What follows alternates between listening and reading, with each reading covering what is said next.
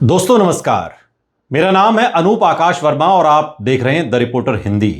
पश्चिम बंगाल विधानसभा चुनाव 2026 के दूसरे चरण की 142 सीटों के संदर्भ में अगर राहुल गांधी फैक्टर और कांग्रेस की भूमिका को गंभीरता से देखा जाए तो ये साफ है कि ये चुनाव सीधे तौर पर टीएमसी बनाम बीजेपी की लड़ाई दिखता जरूर है, लेकिन जमीन के नीचे एक तीसरी धारा भी चल रही है।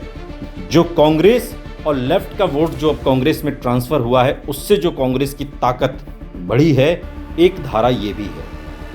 हालिया विश्लेषण ये बताते हैं कि करीब 60 सीटों पर कांग्रेस और लेफ्ट अब भी इन्फ्लुएंस फैक्टर हैं, यानी वो सीधे जीतें या न जीतें, लेकिन परिणाम तय कर सकते हैं। यही वो स्पेस है जहां राहुल गांधी का campaign narrative anti BJP plus anti TMC position Congress को नया आधार दे रही है। सबसे पहले राहुल गांधी फैक्टर को समझना जरूरी है। राहुल गांधी ने अपने पूरे कैंपेन में एक साफ लाइन ली। उन्होंने बीजेपी और टीएमसी दोनों को सिस्टम के दो चेहरे बताते हुए दोनों पर हमला किया। ग्राउंड रिपोर्ट्स में यह साफ दिखा कि उन्होंने भ्रष्टाचार, हिंसा और लोकतांत्रिक संस्थाओं के दुरुपयोग जैसे मुद्दों को लगातार उठाया।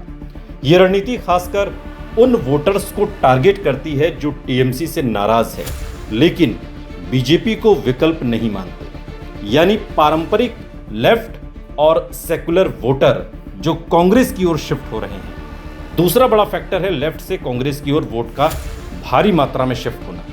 सीपीआईएम का जनाधार पिछले एक दशक में काफी गिरा है, लेकिन उसका कोर कैडर और वैचारिक वोट पूरी तरह खत्म नहीं हुआ, बल्कि वो अब ट्रांसफरेबल हो गया है। यही वोट कांग्रेस की ओर शिफ्ट हो रहा है, खासकर उन सीटों पर जहां कांग्रेस का स्थानीय संगठन मौजूद है। उदाहरण के तौर पर उत्तर 24 परगना की जगद्दल, बैरकपुर, हावड़ा, नदिया की कालीगंज, तेहट, नकासीपाड़ा, दक्षिण 24 परगना की भांगर, जयनगर, कैनिंग, हुगली की सिंगूर, उत्तरपाड़ा, चंदन नगर, पूर्वी वर्धमान की कटवा, भातार, गलसी। इन सीटों पर पहले सीपीआईएम का 10 से 20% वोट बैंक हुआ करता था, जो अब बिखर कर कांग्रेस को 15 से 25% तक ले जा चुका है। यानी कांग्रेस को फाइट में लाने का काम लेफ्ट के वोटर्स कर रहे हैं। तीसरा पहलू है कांग्रेस की संभावित जीत वाली सीटें। यथार्थवादी विश्लेषण करें तो समझ में आता है कि कांग्रेस 142 सीटों में से बहुत बड़ी संख्या नहीं जीत रही, लेकिन 10 से 20 सीटों पर वो गंभीर दावेदार है और 5 से 10 सीटों पर जीत भी सकती है। ये सीटें मुख्यतः वही सीटें हैं जहां मुस्लिम plus left plus anti TMC vote का कॉम्बिनेशन है, या जहां कांग्रेस का ऐतिहासिक संगठन है। ऐसी सीटों में प्रमुख हैं कालीगंज, तेहट, चापड़ा नदिया जिले की, या दक्षिण 24 परगना की भांगर, जयनगर, उत्तर 24 परगना की जगद्दल, बैरकपुर, हुगली की सिंगूर, खानाकुल, पूर्वी वर्धमान की कटवा, गालसी। चौथा बड़ा फैक्टर है कांग्रेस के चुनावी मुद्दे।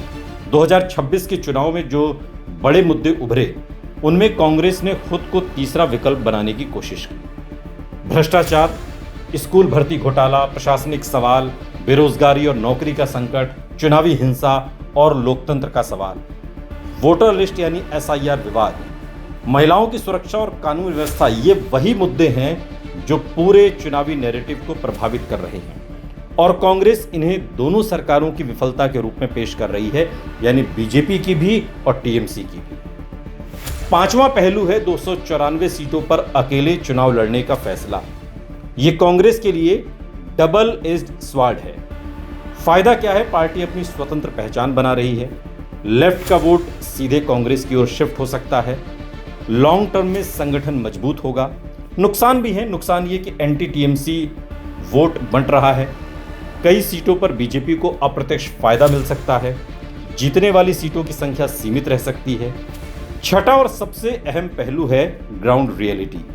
बंगाल में चुनाव अभी भी बाइपोलर यानी टीएमसी वर्सेस बीजेपी है।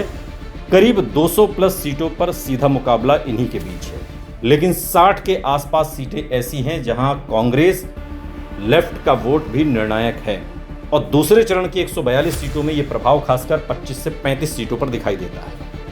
कांग्रेस की जो संभावित स्थिति है फेज 2 में, वो 10 से 15 सीटों पर बहुत मजबूत है। 5 से 10 सीटें कांग्रेस जीत सकती है, जीत की संभावना है।